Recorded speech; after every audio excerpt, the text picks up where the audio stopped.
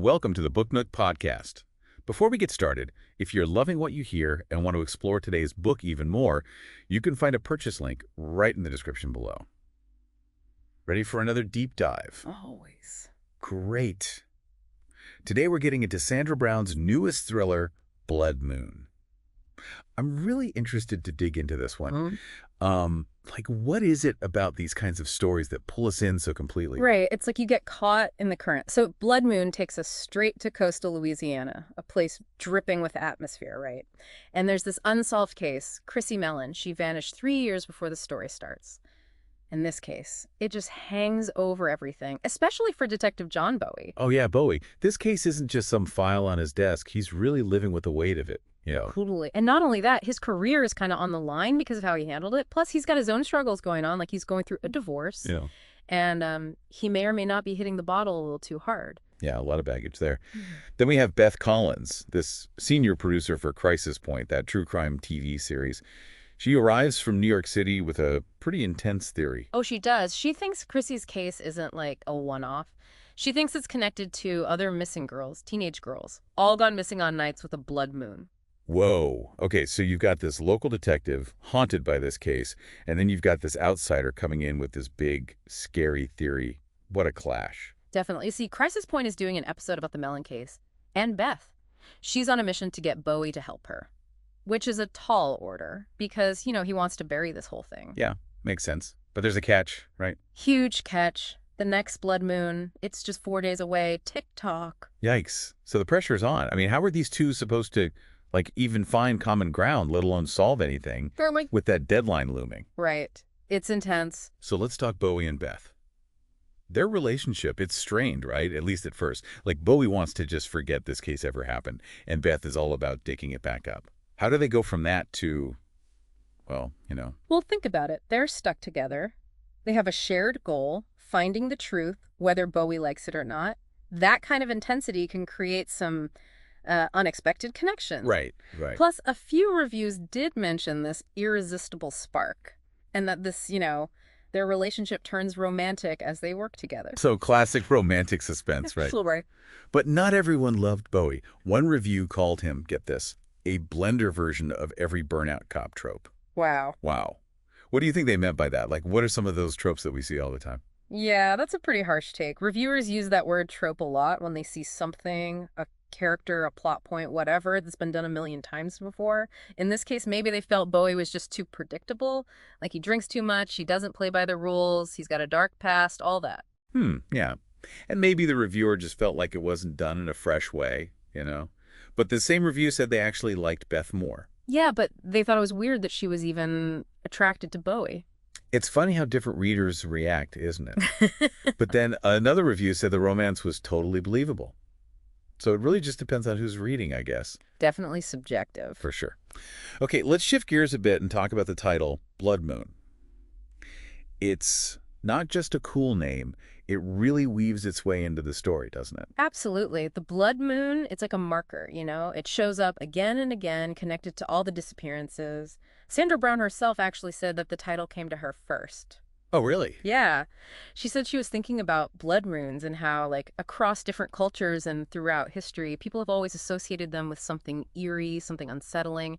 So the whole atmosphere, that feeling of dread, it was there from the very beginning. That's so cool. It's like the blood moon isn't just scenery. It's part of the mystery itself. Exactly. And Brown mentioned that blood moons, they actually only happen roughly every 3.5 years. So that timing, it adds this layer of urgency to the story. It's not just about finding Chrissy. It's about stopping something terrible from happening again. Wow, that really cranks up the tension. Whoa. Okay, so Blood Moon is marketed as romantic suspense, a thriller. Do you think it lives up to those labels? Well, that's where things get interesting. Different readers have different expectations for these genres, and we definitely saw that in the reviews. One reviewer, they were pretty harsh. They didn't buy the romance at all, and they said the suspense was weak, even comparing it to, those low-budget action flicks that are super heavy on the sexual content. Oh, wow. Not holding back. Mhm. But some people did enjoy it. Oh, yeah. Another reviewer, they said the book was packed with tension and suspense, and they thought the romance was actually believable given the circumstances. They even mentioned it being a little spicy, something they hadn't really seen in Brown's earlier work. Interesting. It's a good reminder that what works for one reader might not work for another, especially when you're blending genres like this. For sure. If you're finding this deep dive into Blood Moon fascinating, why not hit that subscribe button and leave us a review? We love hearing from you guys, and it helps others find the podcast too. Absolutely. Now let's talk a bit about Sandra Brown herself. Her writing career is, like, legendary. It really is. I mean, she wrote 45 romance novels before even diving into mystery and suspense, and Blood Moon. It's her 86th book. Oh.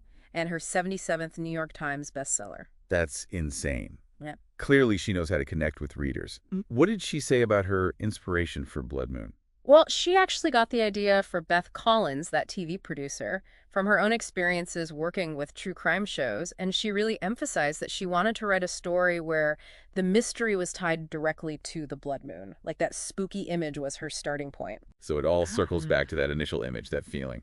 Yeah. Cool. Beyond the mystery and the romance, did you notice any bigger themes running through the book? Oh, definitely. One reviewer pointed out that there's a lot going on with police corruption in the story, which adds another layer of conflict. Yeah. Then there's that whole idea of chasing the truth, which is really what drives Beth from the beginning and eventually gets to Bowie, too.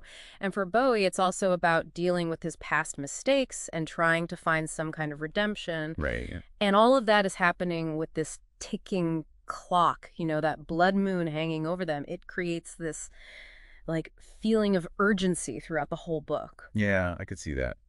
Now, before we wrap up, what about the audiobook? I know some of our listeners prefer to listen to their books. This one's about 12 hours long, so it's a bit of a commitment. Yeah, it is. The reviewer who listened to it said it was a mixed bag. They liked the narrator, Keith Brewer, but they said it was sometimes hard to tell the male and female characters apart, especially in conversations. That's always a bummer when that happens. I know. So to sum up our deep dive into Blood Moon, we've talked about the mystery at the heart of it, the sometimes rocky relationship between Bowie and Beth, the spooky blood moon and how it affects everything, the different ways people felt about the book, Sandra Brown's amazing career and what inspired her to write this story, and even some of the bigger ideas she explores. Yeah, we covered a lot of ground. Ultimately, Blood Moon sounds like a thriller with a dash of romance, set against this really dramatic countdown. It definitely showcases what Sandra Brown does best. Absolutely. So to all you listeners out there, what about Blood Moon grabs you? Is it the mystery, the romance, or that eerie blood moon setting? And here's something else to think about. Blood moons are a real thing, right? So how do they add to the creepiness and suspense in a book like this? That's a great question. Before you go, don't forget to subscribe to the Book Nook podcast and leave us a review. You can do that wherever you get your podcasts. And if you want to grab a copy of Blood Moon, you'll find a link in the description. Thank you for listening to the Book Nook podcast.